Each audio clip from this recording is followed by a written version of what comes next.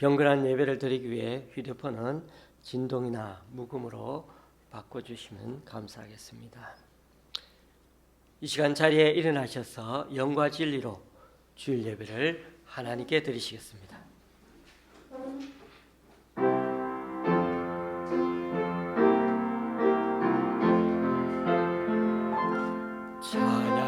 찬양하라 내 영혼아, 찬양하라 내 영혼아, 내 속에 있는 것들아 더 찬양하라.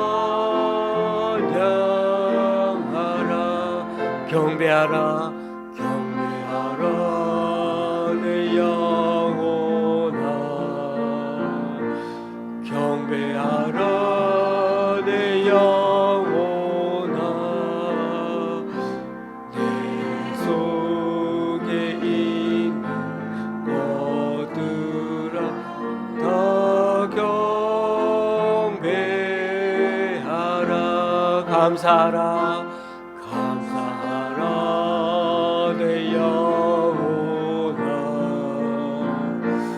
감사하라 내 영혼아, 내 속에 있는 것들아 더 감사하라.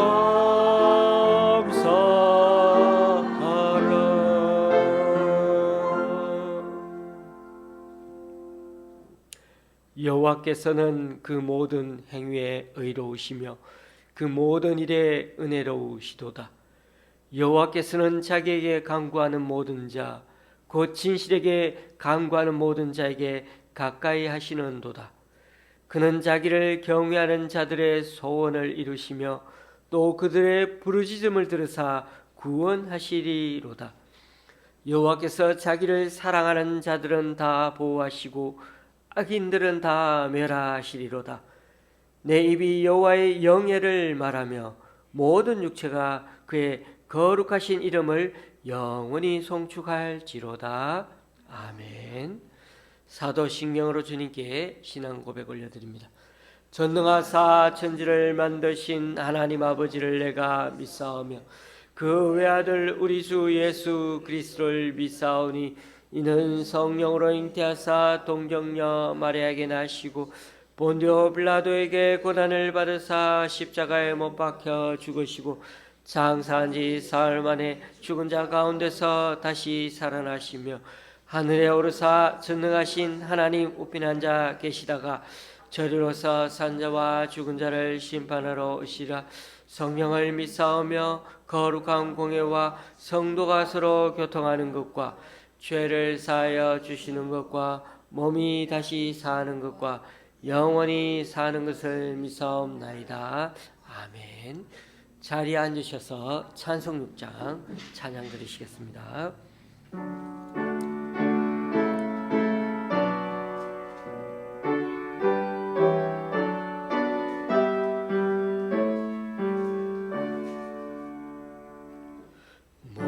목소리 높여서 주 찬양하여라.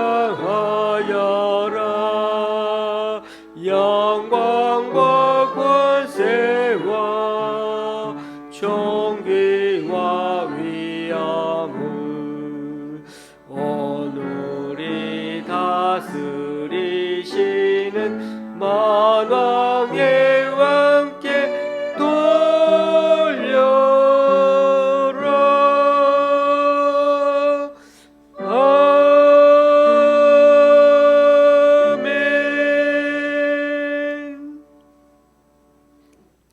교동문 80번을 다 함께 교독하시겠습니다. 교동문 80번입니다.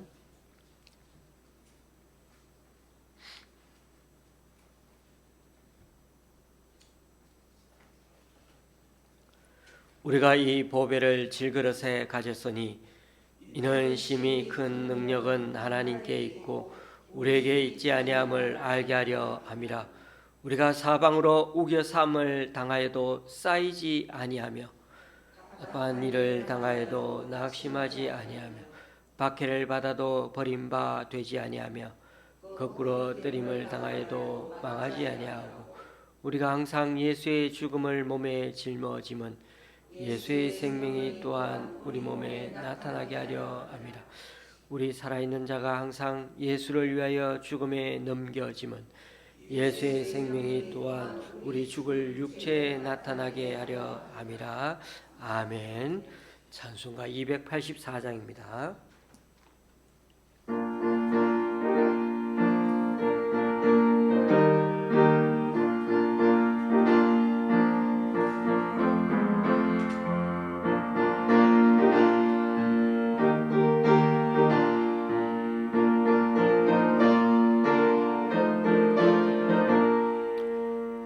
오랫동안 모든 죄 가운데 빠져 더럽기가 한량 없던 우리들 아무 공로 없이 구원함을 얻어 하나님의 자녀 지금 되었네.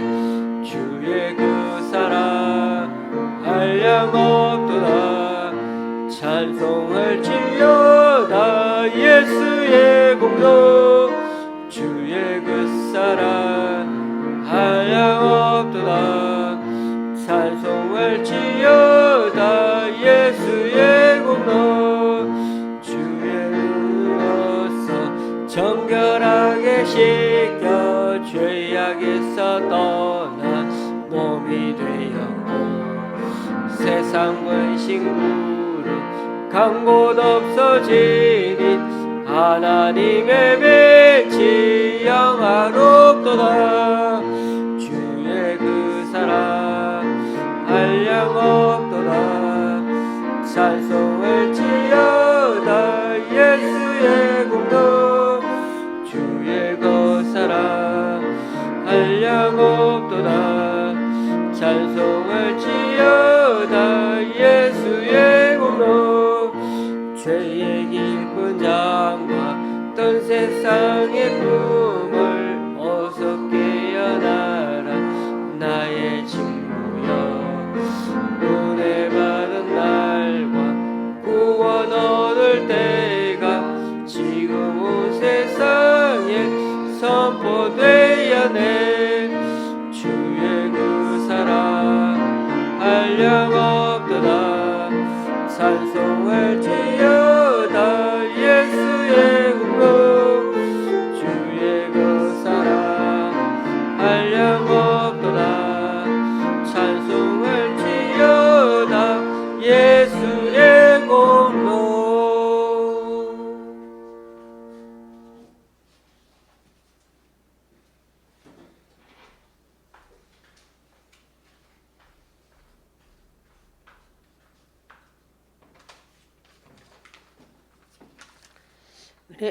은혜가 풍성한 하나님 아버지, 어느덧 6월의 마지막 주일에 무더운 날씨와 함께 장마가 시작되고 있지만 오늘도 한결같은 주님의 은혜에 찬양과 경배와 감사로 예배드리게 됨을 감사드립니다.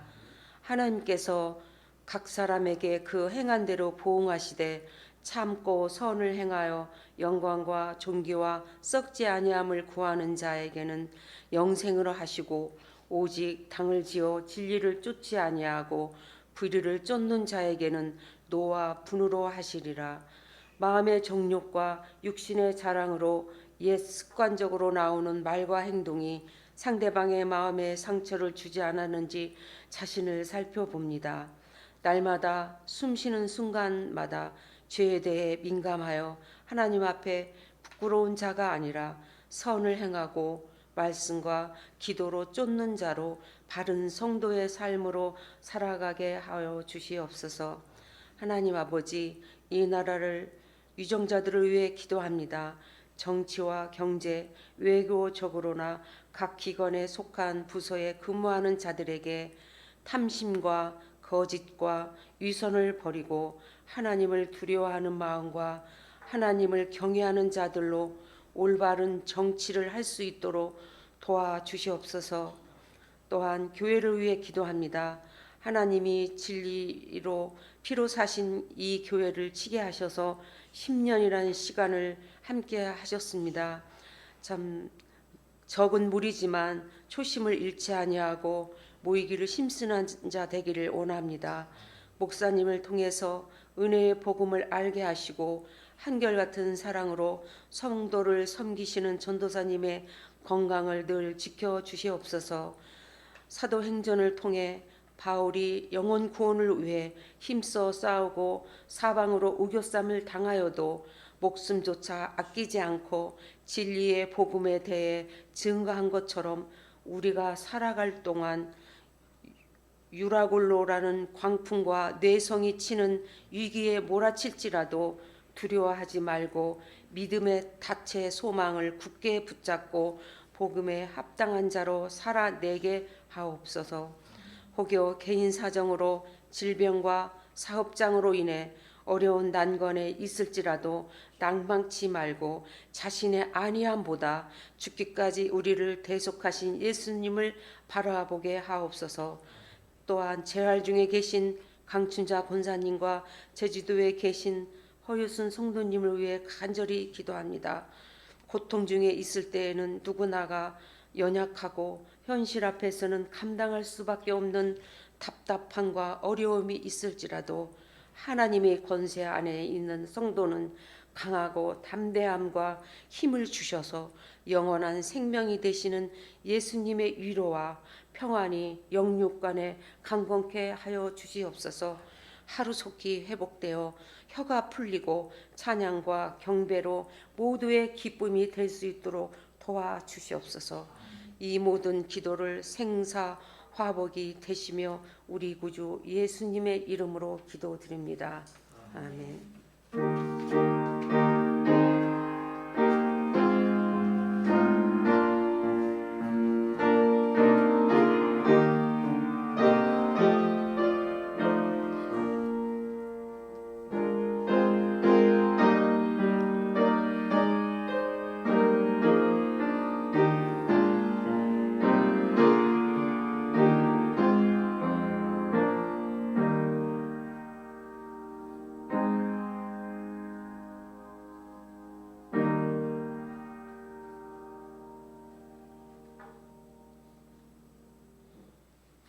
오늘 우리에게 주시는 하나님의 말씀은 사도행전 28장 16절에서 31절까지입니다.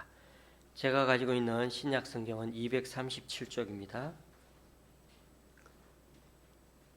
사도행전 28장 16절에서 31절까지입니다. 도중에 29절은 없기 때문에 마지막 절은 다 같이 그렇게 읽도록 하시겠습니다.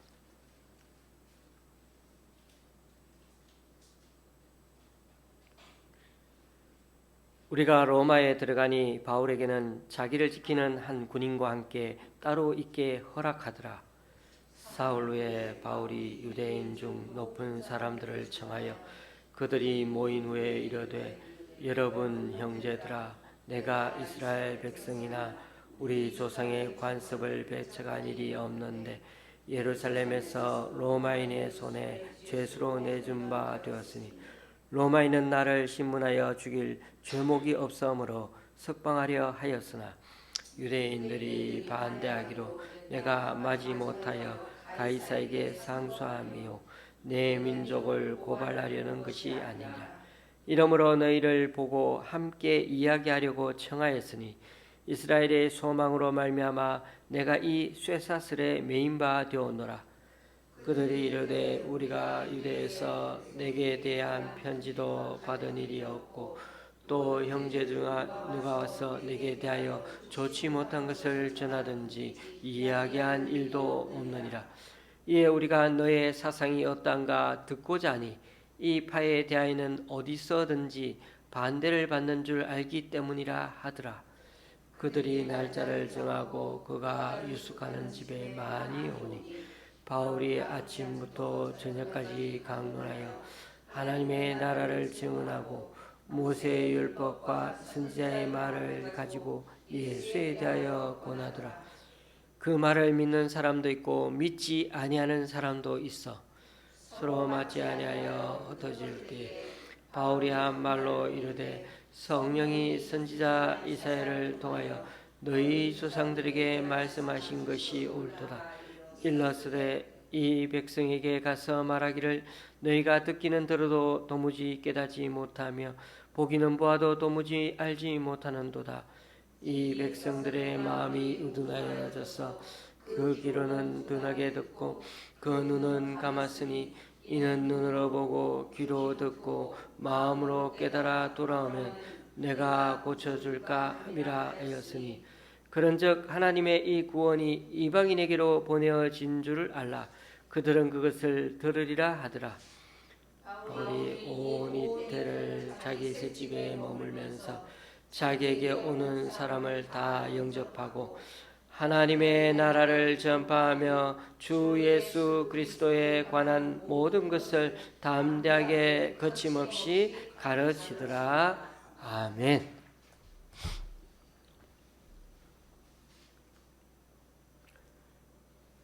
이제 사도행전을 마무리 짓게 되는데 사도행전을 좀 자세하게 알아보고 지금까지 좀 공부해 보니까 더 깊은 의미가 있는 것을 참 이번 사도행전을 통해서 많이 느끼게 되었습니다. 드디어 바울은 로마에 도착했습니다. 여러분, 바울이 예루살렘을 떠나 로마에 도착했다는 것은 여기에 놀라운 뜻이 숨겨져 있습니다. 사도행전 첫 부분이 그대로 마지막 부분에서 사도행전 마지막 부분에서 실제로 성취되는 것을 보여주기 때문이죠. 사도행전 1장을 한번 생각해 보십시오.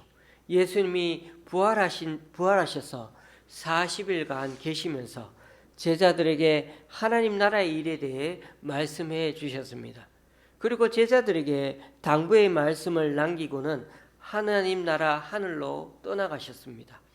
그 당부의 말이 오직 성령이 너에게 임하시면 너희가 권능을 받고 예루살렘과 온 유대와 사마리아와 땅끝까지 이르러 내 증인이 되리라. 예수님이 남긴 말씀대로 제자들은 오순절 다락방에서 마가 요한의 2층 집에 다 모여가지고 집단적으로 성령을 받았고 예루살렘과 온 유대와 사마리아와 그리고 땅끝까지 이르러 그런 주님의 증인이 되었다는 것입니다. 사도행전 28장 31절 마지막 끝절이 어떻게 되어 있습니까?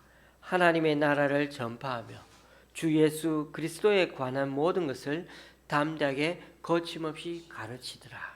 어디에서? 로마에서, 땅끝에서. 예수님이 하나님 나라의 일을 전파했던 것을 이제 제자들과 사도 바울 그리고 이제 여러 교회가 계승하여 사도행전 28장 마지막까지 계속하고 있었고 2000년이 지난 우리도 하나님 나라의 일을 다른 사람들에게 전하고 있는 것입니다. 저와 여러분도 이 사도 바울처럼 하나님 나라를 전파하며 예수 그리스도에 관한 얘기들을 담대하게 그리고 또 거침이 없이 전혀 부끄러워하지 않고 전하는 그런 저와 여러분이 될 수 있기를 주님의 이름으로 간절히 축원합니다. 오늘 처음에 보니 또 우리라는 말이 나오죠. 16절에. 제가 큐티에도 말씀드렸지만 우리라고 하는 부분이 이 사도행전은 4군데 정도 나온다고 말씀드렸습니다. 사도행전은 그냥 처음부터 베드로가 어떻게 했다, 또 뭐 바울이나 바나바가 어떻게 했다 이렇게 3인칭으로 기록되어 있는데 그런데 가끔 우리가 이렇게 했다 그러면서 우리 즉 이 누가도 포함되어 글 쓰는 자신도 포함되어 얘기할 때가 있습니다. 우리라고 해서 누가가 관여하는 것을 찾아보니 모두 사도 바울과 배를 타고 가는 그 장면에 우리라는 말이 나옵니다. 2차 여행 때 아시아에서 유럽으로 처음 건너갈 때 기억나시죠? 마게도냐 사람이 막 이리로 오라고 손을 흔드는 그런 환상을 보게 되었을 때 그때 누가가 같이 이 아시아에서 유럽으로 건너갈 때 우리가 같이 갔다. 예. 아시아에서 또 거꾸로 유럽으로 그렇죠. 그래서 아시아에서 유럽으로 건너갈 생각을 전혀 못 하고 있었는데 성령이 자꾸 아시아에서 들어갈 때마다 2차 여행 때는 자꾸 막아서 그랬는데 이때부터 바울은 성령님의 하나님의 뜻이 나를 더 멀리 보내려고 하시는구나. 그런 것을 그때 깨닫고 그렇게 누가가 그렇게 같이 동행했죠. 두 번째는 보니까 3차 여행을 마치고 다시 유럽에서 아시아로 넘어갈 때 그리고 또 밀레도에서 에베소 장로들과 헤어지고 예루살렘으로 들어갈 때 이때도 누가는 바울과 동행하고 있었습니다. 그래서 이때도 우리가라는 말이죠. 유럽에서 아시아로 그리고 또 그 밀레도에서 예루살렘으로 가는 길이 바울에게는 아주 중요했죠. 바울은 사실 이 길을 가는 길이 너무 중요하고 성령의 매임을 받아 가는 길이어서 한편은 성령께서 막 또 한편은 어떻게 했습니까? 예언자들과 여러 형제들을 통해서 예루살렘에 가면 결박과 환난이 있으니까 고려해 보라고 여러 번 그렇게 말씀해 주셨지만 사도 바울은 그래도 울면서 갔는데 그런데 가보니 진짜 고생만 너무 많이 하고 감옥에 갇히고 동족들이 계속해서 자기를 죽이려고 참 분위기가 너무 안 좋았죠. 그 길이 뭐가 좋다고 그렇게 유럽에서 아시아로 또 예루살렘으로 열심히 갔는지 모르겠습니다. 그리고 보십시오. 오늘 말씀에 또 우리라는 말이 나오죠. 예루살렘에서 로마까지 가는 이 엄청난 여정, 여기에 또 우리라는 말이 계속 나옵니다. 28장 여기 16절까지 계속 나오죠. 여러분 여기까지 오면서 죽을 뻔한 일이 얼마나 많았습니까? 배를 대는 게 힘들어 하다가 아까 전에 우리 권사님이 기도해 주신 대로 유라굴로 광풍을 만나가지고 바다 위에서 보름 동안 헤매다가 모든 것 다 버리고 그래가 결국은 배가 다 깨지고 겨우 그 조각 하나씩 다 붙잡고 겨우 목숨을 건졌습니다. 백부장이 아니면 군인들 다 죽여버리려고 그렇죠? 다 도망갈 거야 다 죽이려고 했는데 바울도 죽임을 당할 뻔했습니다. 거기다가 독사에 물려 그 자리에서 죽을 수도 있었는데 말입니다. 얼마나 그런 일이 많았습니까? 교우님들, 우리들 삶에도 그런 사람들을 가리켜 우리 주변에 함께 있는 사람들, 우리라는 사람 신앙의 동지들이라고 합니다. 우리 각자 지금까지 신앙생활하면서 힘들고 어렵게 살면서 동고동락하면서 신앙의 동지들이라고 할 사람이 우리 주위에 몇 명이나 남아 있습니까? 이처럼 믿음의 식구는 함께 먹고 마시면서 함께 희노애락을 경험하며 함께 고생하면서 그 가운데 서로에 대한 신뢰가 더 돈독해지게 되는 것입니다. 가장 힘들고 어려울 때 찾아가서 손도 제대로 움직이지 못하는 그 환우의 손을 잡아줄 때 우리가 열심히 기도하고 있다고 격려해 줄 때 그때 힘이 되고 의지가 되는 것입니다. 지금 저와 여러분에게도 거센 풍랑 가운데 있는지는 몰라도 우리 주님이 이 믿음의 방주에 함께 승선하셨다고 믿고 찬양하며 감사하는 마음으로 그런 믿음의 항구, 소원의 항구로 나아갈 수 있기를 주님의 이름으로 축원합니다. 로마에 온 사도 바울은 사실 자유롭지가 못합니다. 옆에 군인 한 명이 계속 지키고 있고요. 20절에 보면 쇠사슬을 차고 있네요. 감옥에는 안 갇혀 있지만 생활하는 때 참 불편할 것 같습니다. 그런데 사실 바울은 지금 그래도 그나마 특혜를 받고 있는 중입니다. 당시의 관례로 보면 바울은 먼저 황제 권위대 대장에게 인계되어야 해요. 거기 가가지고 지금 일단 백부장이 황제 직속 부대 출신이기 때문에 그 백부장이 자기 상관인 황제 권위대에 데려가가지고 일단 황제 시위대 감옥 거기에 들어가야 됩니다. 그게 갇혀 있어야 됩니다. 그러다 얼마 시간이 지난 후에 정당한 절차가 다 거친 후에 바울을 다른 죄수들과는 좀 구분해요. 왜? 이 사람은 로마 시민이고 미결수이기 때문에 아직 재판을 받아야 되기 때문에 시위대 밖에 있는 일반 가옥에 따로 있게 해줄 수가 있죠. 그때 됐어야 가는 게 맞습니다.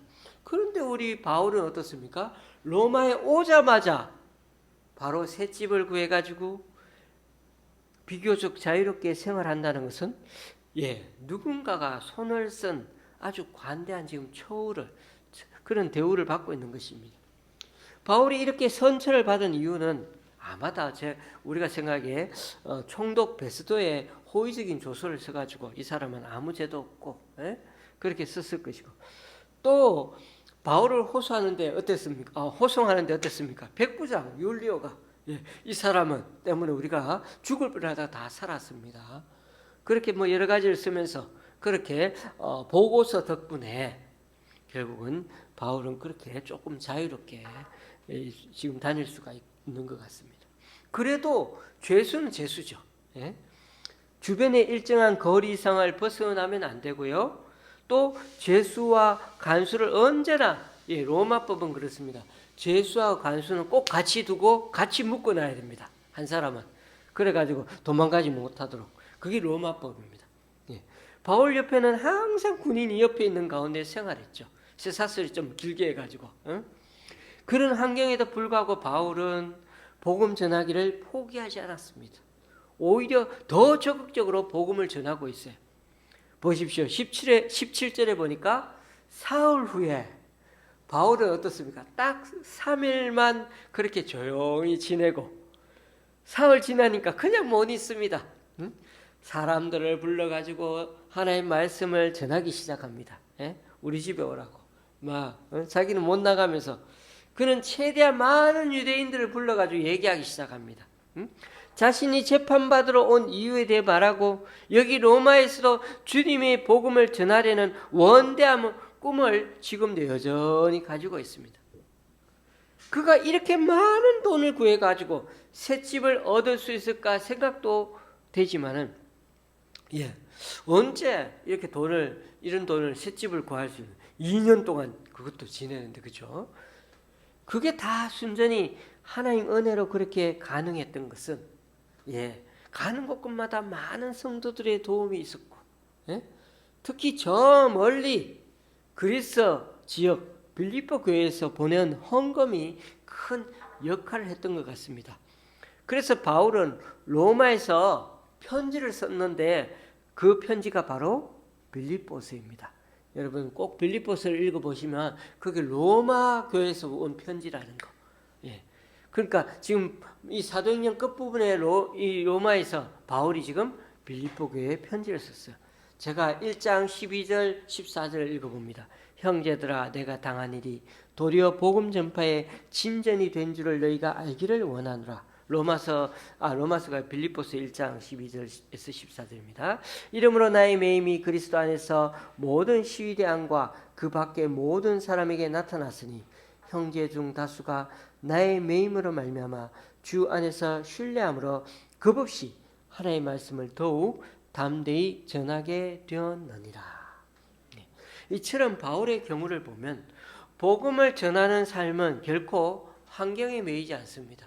자기가 지금 로마에 와가지고 이 쇠사슬 차고 있는데도 복음 전하는데 전혀 근데 구애를 받지 않고 있습니다. 바울의 삶은 역시 말씀을 따르는 삶과 전혀 다르지 않습니다. 바울은 로마법보다도 하나님의 말씀을 따르는 삶을 쫓아가고 있는 것입니다. 특별한 환경이 다 갖추어야 내가 복음을 전할 수 있고 복음대로 살 수 있어? 그거 아니라는 겁니다. 가능한 여건이 다 마련되어야 비로소 할 수 있는 일이 복음 전하는 일이 아니라는 겁니다. 셋집 얻는데 돈이 이만큼 들고 또 당장 앞으로 로마에서 어떻게 살아야지 막 이런 걱정도 막 하고 염려도 하고 이런 생각 하나 다 했으면 바울은 아마 로마는 못 갔을 것입니다.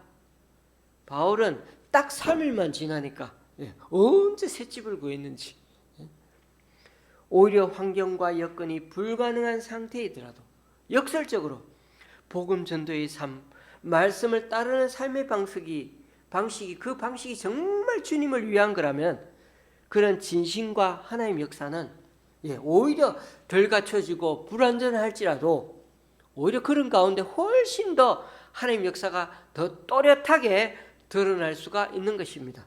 왜냐하면 누가 봐도 그 역사는 하나님이 아니면 일어날 수 없는 일들을 행하셨기 때문이죠. 23절에 보면 아예 바울이 유숙하는 집을 정해놓고 사람들이 오는데 날짜도 정하죠. 그죠?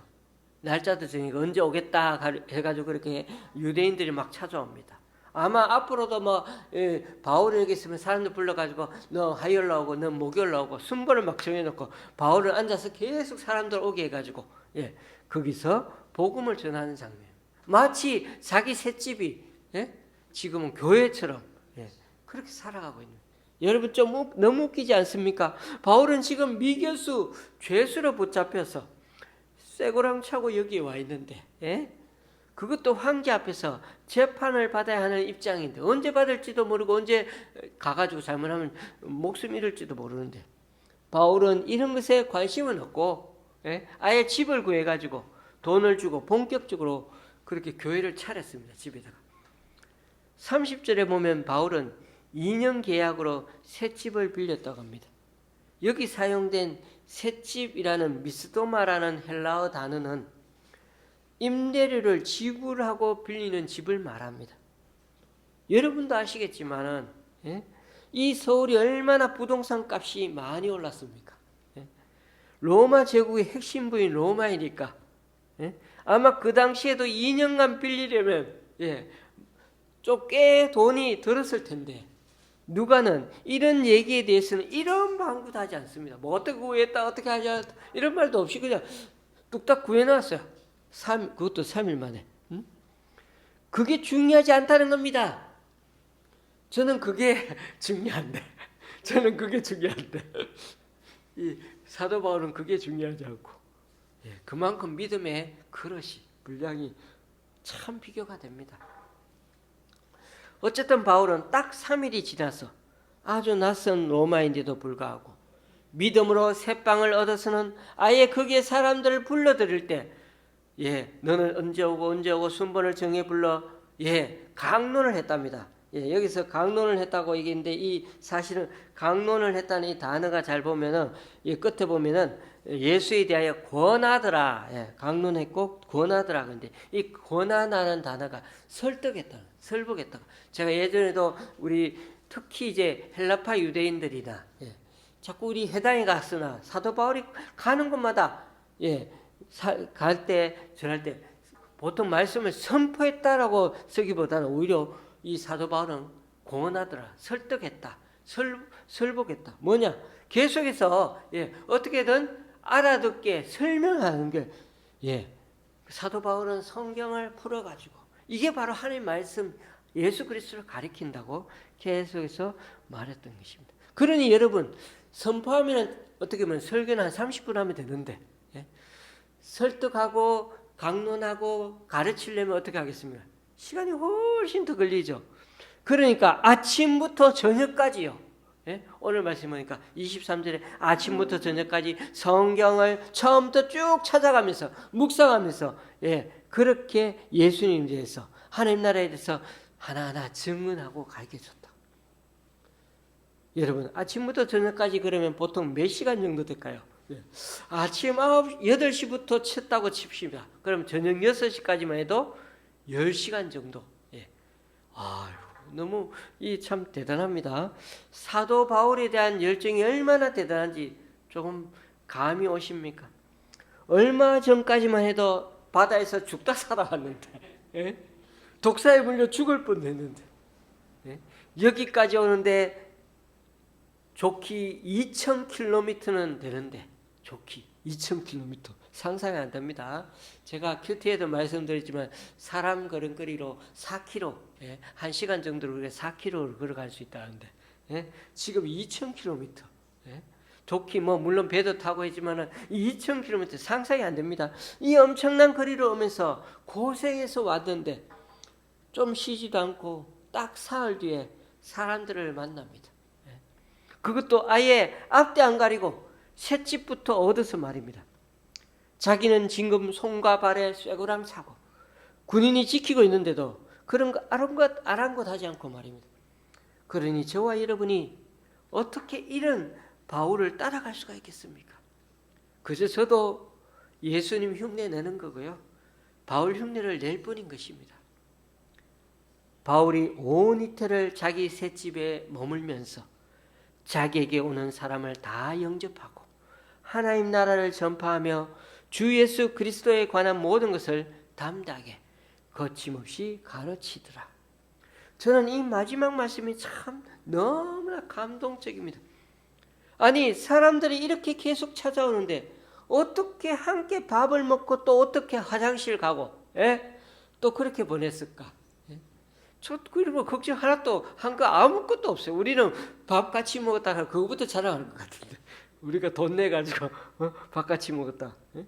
저는 전혀 상상도 안 됩니다. 그런데 놀랍게도 하나님 역사는 이루어지고 있어요.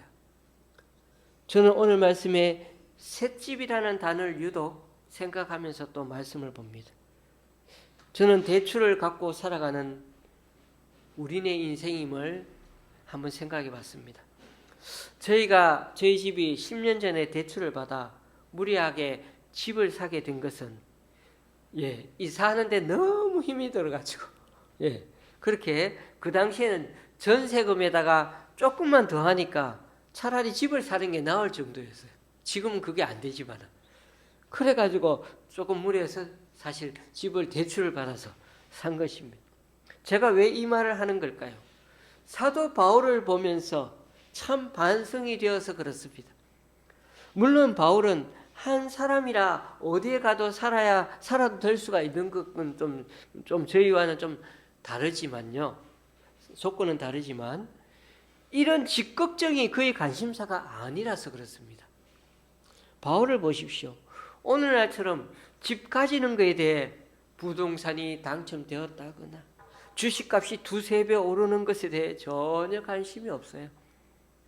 그런 소유욕, 욕심이 아니라 바울을 보면 진짜 별천지에 사는 것처럼 오로지 복음을 전하고 생명을 살리는 일에 자신의 마음이 다 가 있어. 정신이 다 거기 가 있어요. 잘 생각해 보면 우리가 사는 인생 자체가 바로 이 셋집 인생이 아닙니까? 바울하고 똑같은데 사는 조건은 똑같은데 근데 왜 마인드는 다른지? 어떤 젊은 사람들은 직장 몇 년 다니다가 아파트 당첨되고 좋아하는 사람들이 있습니다. 제 주변에 그런 목사님의 따님들을 보니까 너무 좋아요. 그런 사람이 우리 국민 중에 사실 몇 %나 되겠습니까? 사실 다들 20-30년씩 절약하고 모아서 집을 사는 게 훨씬 더 많죠. 그게 기쁨이고 행복으로 생각하며 우리는 살아가고 있습니다. 20-30년 벌어서. 물론 그게 절대 나쁜 건 저는 아닙니다. 저도 그렇게 살기를 원하는데요. 그런데요, 잘 따져보면 그렇게 좋은 집에 살아도 여러분 50년을 더 살다가 가겠습니까? 20-30년을 막 고생해가지고 집을 사도 길면 30년이고요. 보통은 한 10몇 년 살고 한 20년 가까이 살면 자녀들에게 주고 작은 집으로 가잖아요. 작은 집으로 이사 가서 노인 부부끼리 그렇게 살다가 결국은 요양원 들어가는 게 우리네 인생이 됩니다. 좋은 집에 살지 말라는 게 아니라요. 인생 전체로 보면 사실 좋은 집에 사는 날이 그렇게 많지 않다는 겁니다. 아웅다웅 해가지고 돈을 벌어서 좋은 집을 살려고 했다 보니까 그런데 너무 이런 집 가지려고 다들 너무 고생하는 것처럼 보인다는 겁니다. 바울이 보기에는 얼마나 그렇게 보이겠습니까? 당연히 좋은 집 살면 좋죠. 그러나 기억하십시다. 우리에게는 비교할 수도 없는 아버지 집이 있습니다. 너희는 마음에 근심하지 말라. 하나님을 믿으니 또 나를 믿으라. 내 아버지 집에 거할 곳이 많도다. 내가 너희를 위하여 거처를 예비하러 가노니 가서 너희를 위하여 거처를 예비하면 내가 다시 와서 너희를 내게로 영접하여 나 있는 곳에 너희도 있게 하리라. 그렇습니다, 교우님들. 몇십 년 인생이 사는 게 좀 우리가 때로 느끼기는 좀 길게 느껴집니다만은 여기 20대 청년에게는 아직도 한없이 많이 남은 인생처럼 느낀 게 사실입니다. 저도 그랬으니까 20대 때는요. 그런데 지금 시점에 와보니까 세월이 너무 빨리 가네요. 예. 특히 저희 장모님이 여기 바로 앞에 늘 앉아 계시다가 저렇게 병원에 가시니까 참 마음이 그렇습니다. 언젠가 갑자기 가족 곁을 떠날 때가 있는 게 우리네 바로 셋집 인생이란 거. 예. 바울은 그걸 알아서인지 많이 뭔가 가지를 안 하고 로마에 와서 좀 편하게 지낼까 생각은 안 하고 오직 자고 일어나면은 생명 살리는 일에만 자신의 인생을 투자하며 살아가는 게 너무나 엄청나다는 생각을 새삼스럽게 하게 됩니다. 자, 여러분, 사도행전을 마치는 시점에서 저도 사도행전의 처음과 끝이 예수님이 남기신 말씀, 성령이 너에게 임하시면 예루살렘과 온 유대와 사마리아와 땅끝까지 차례로 나의 증인이 될 것이라고 하셨는데 진짜 28장이 끝나는 그 순간에 당시 땅끝이라고 여기는 로마까지 왔다는 게 얼마나 놀라운 일입니까? 로마 28장이 왔잖아요. 사실 바울은 더 스페인까지 가고 싶었지만은 끝내 가지를 못하고 4년 뒤에 로마에서 순교당했습니다. 그래서 신학자들은 사도행전에는 잠시도 숨을 돌리게 하는 휴식이 없다라는 그런 얘기를 학자들이 많이 합니다. 사도행전을 읽으면 잠시도 숨을 돌리게 하는 휴식처가 없대요. 사도행전을 읽으면. 사도행전을 지금까지 읽으면서 어느덧 어느 한 달력이 보십시오. 어느 한 달력 우리가 딱 읽고 끝나는가 싶었더니만 잠시 있다가 며칠 있다가 어떻게 했어요? 3차 여행을 가버렸잖아요. 언제 2차 여행 끝나고 3차 여행 간지는 몰라요. 몇 년을 쉬었는지도 몰라요. 또 하나의 단락이 끝나면 그 다음 또 하나의 단락이 사건이 숨막히는 사건과 이야기가 계속 진행되는 것이 바로 사도행전의 이야기입니다. 그래서 학자들은 디모데후서를 비롯해가 바울의 목회 서신을 잘 살펴보고 연구해 본 바에 의하면 바울은 로마에서 2년간 연금 생활하고 나서는 한 차례 더 전도 여행을 거친 후에 다시 투옥되었다고 학자들은 보는 경우도 있습니다. 결국 그 말은 사도행전의 기록이 끝이 났다고 해가지고 28장에 끝이 났다고 해서 바울의 역사는 결코 끝이 난 것이 아니라는 것입니다. 오늘 본문 마지막에 나오는 전파하며 가르친다, 전파하다와 가르친다는 이 두 동사가 누가는 사도행전의 마지막 문장에서 이 두 동사의 현재 분사를 사용하고 있습니다. 현재 분사라는 건 뭐냐면 진행형이라는 거야. 하고 있다. 계속 가르치고 있다. 계속 전파하고 있다. 사도행전의 기록은 끝이 난 것 같지만은 그렇죠. 누가는 끝을 봤잖아요. 31절까지만 썼으니까. 그러나 사도행전의 성령의 하나님 역사는 결코 끝난 게 아니라고 말하고 싶었던 것 같습니다. 이렇게 해서 사도행전의 역사는 바울을 넘어 오늘 우리에게까지 계속 연장되고 연결되고 있는 것입니다. 사도행전은 28장까지만 있는 게 아니라 눈에 보이지 않지만 여전히 하나님 사람들을 통해 사도행전의 29장의 역사는 지금도 계속되고 있는 것입니다. 그런 점에서 이 땅에서의 우리의 삶은 언제나 여러분 현재 진행형인 현재 분사입니다. 실패와 난관과 실망과 불편함과 고난과 어려움이 있습니까?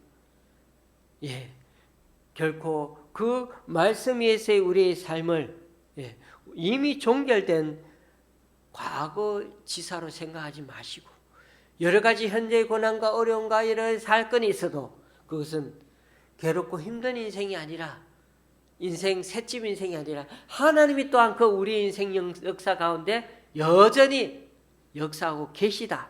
현재 진행이라는 사실 또한 잊지 마시기 바랍니다. 사도 바울은 그 누구보다도 열정적으로 복음의 현장을 누비며 살았지만은 이제 할 만큼 했어. 이제 좀 쉬어야지 하면서 은퇴 얘기 한 번도 얘기한 적이 없습니다. 말씀을 맺습니다. 교우님들, 우리네 인생이 바로 셋집 인생임을 다시금 기억하며 살아야겠습니다. 잠자코 우리가 그 집에서 늘 편하게 지내고 또 안락한 집에서 살아가는 것도 좋지만은 그렇게 집은 안락하고 편한 것이 참 소중합니다만은 이 바울처럼 자기에게 오는 사람마다 다 영접하면서 기쁘게 주님의 은혜를 전하는 그런 통로로 자기 집을 사용하고 또 축복하며 살기를 원했던 것입니다. 저와 여러분의 집도 사람들이 오면 함께 주님의 은혜를 나눌 수 있는 공간이 될 수 있기를 바랍니다.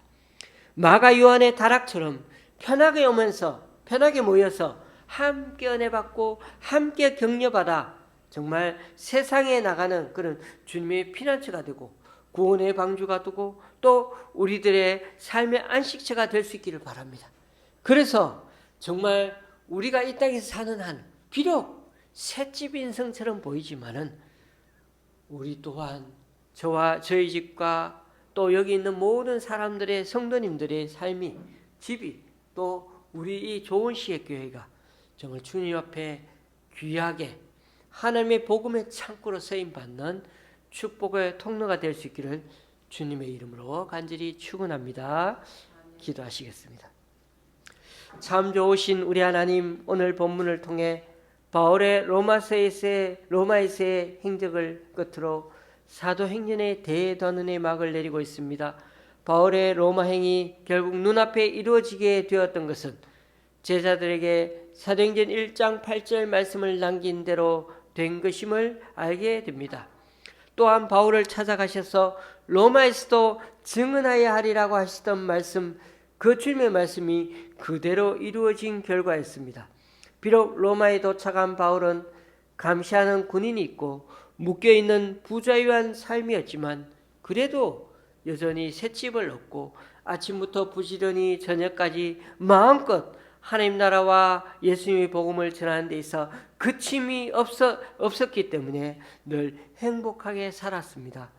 주님, 그런 점에서 오늘 우리의 삶 또한 말씀 안에서 언제나 지금 눈앞의 것만을 걱정하며 살지 않고 주님의 뜻을 이루려 살아가는 인생, 즉 그런 역동적인 삶, 현재 분사의 삶이 될 수 있기를 소망합니다. 그래야 진리의 삶, 생명의 삶을 살지 못하도록 방해하는 우리의 내적이고 외적인 유혹과 한난을 주님 말씀의 삶 가운데 포기하지 않도록 하게 하시고 늘 성령에 부어주시는 그 은혜를 사모하며 살아가는 우리 인생이 되게 하여 주옵소서. 세상이 우리에게 속삭이는 것들이 참 많지만은 그 유혹에 휩쓸리지 아니하고 오직 세상의 흐름을 오히려 그슬러 올라가서 어둡고 혼탁한 이 세상과 타협하지 않게 하시고 또한 욕망을 따르려는 유혹을 이기게 하여 주옵소서. 앞으로도 우리의 삶의 현장이 바울의 사도행전을 이어받아 더욱더 주님처럼 닮아가고 사도 바울처럼 따라가는 사도행전 29장의 현장이 되게 하여 주옵소서. 예수님의 이름으로 기도드리옵나이다. 아멘. 356장입니다.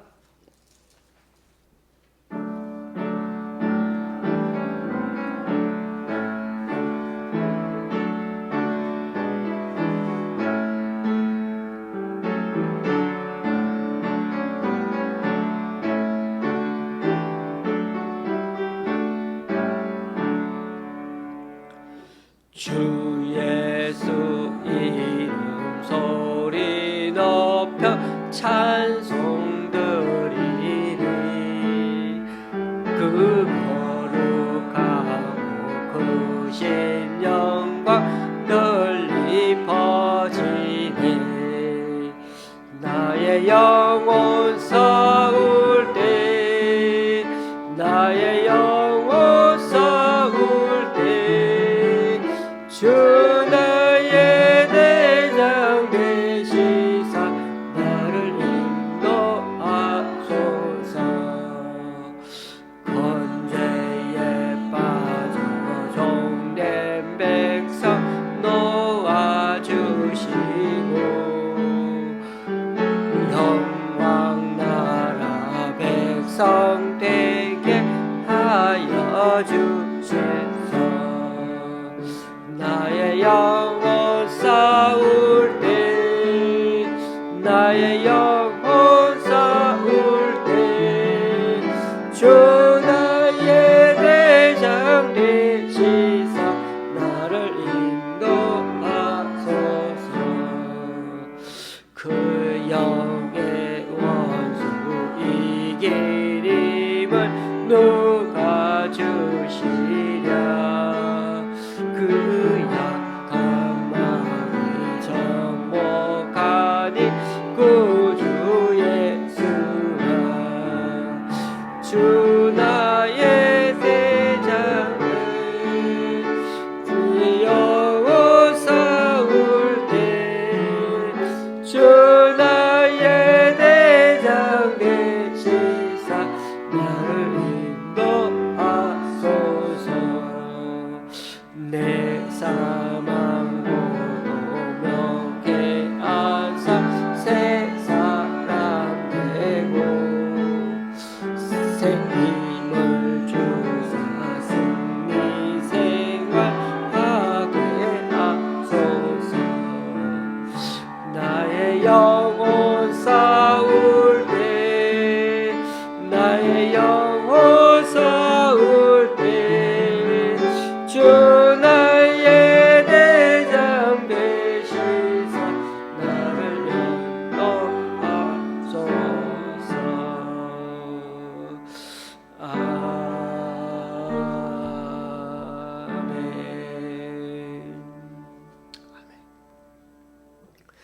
다 같이 일어나셔서 하나님께 예물을 봉헌하시겠습니다.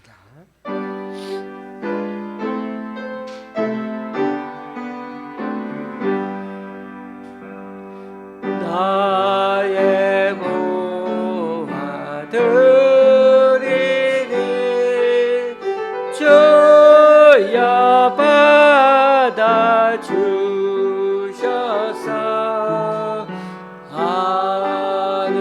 하늘나라 위하여 주를 세우소서.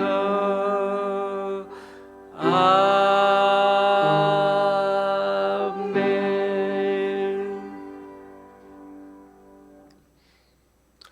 주님, 오늘 이 시간 주님 앞에 나와 각자 이런 모양으로 드린 헌금들 기뻐 받아주시고 쓰이는 곳마다 귀한 결실 맺을 수 있도록 크신 은총으로 덧입혀 주옵소서. 지난 주일에 5분의 주일 헌금과 그리고 2분의 11조 헌금과 1분의 감사 헌금 하나님께 올려드립니다. 그리고 강원도 장로님 가정에서, 광주의 집사님 가정에서, 강동구 교회에서, 또 기관에서, 또한 파주의 집사님이 목동의 집사님 가정에서, 수색의 집사님 가정에서 주님께 헌물을 올려드립니다. 이분들의 헌신과 승김 귀하게 받으셔서 이분들을 통하여 하나님 나라가 더욱 확장되게 하여 주시옵소서. 예수님의 이름으로 봉헌기도 드립니다. 아멘. 우리 앞뒤 좌우로 인사 나누시겠습니다.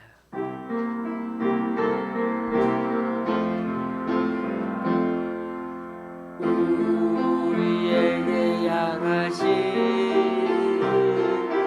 여호와의 인자심이 크고 크도다 크시도다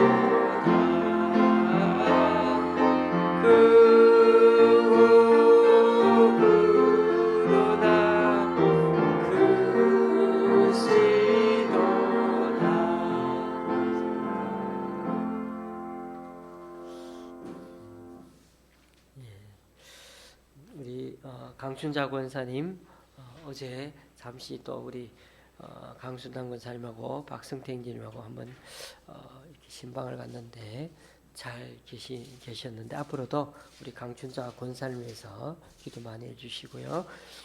허일순 성도님 아직 요양원으로 이렇게 옮기시지는 못했지만은 계속해서 잘 견디고 있습니다. 그래서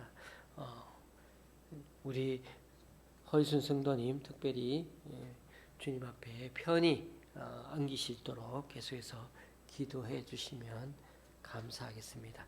우리 정동원 집사님과 정경숙 성도님은 7일, 8일 정도 그렇게 다시 서울로 올라올 예정입니다.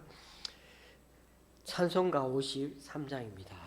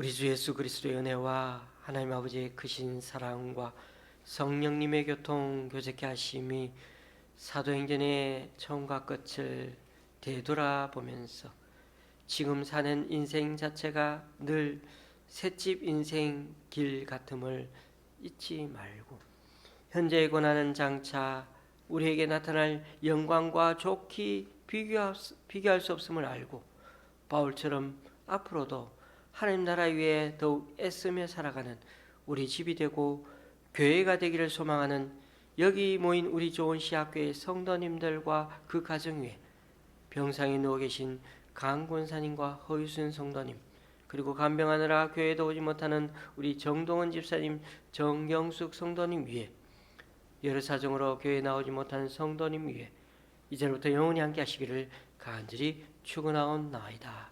아멘.